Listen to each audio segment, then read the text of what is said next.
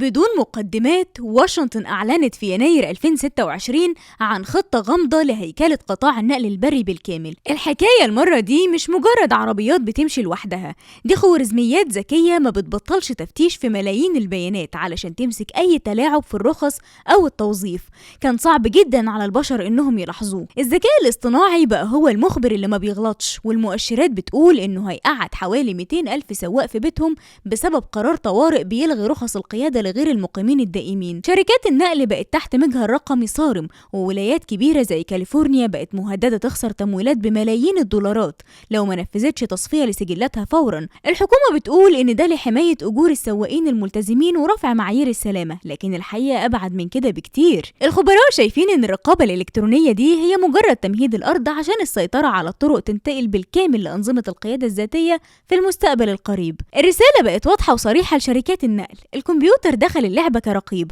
والخطوة الجاية إنه هياخد الدركسيون. تفتكروا هل التكنولوجيا فعلا هتنظف السوق، ولا دي بداية النهاية لواحد من أكبر قطاعات العمل في العالم؟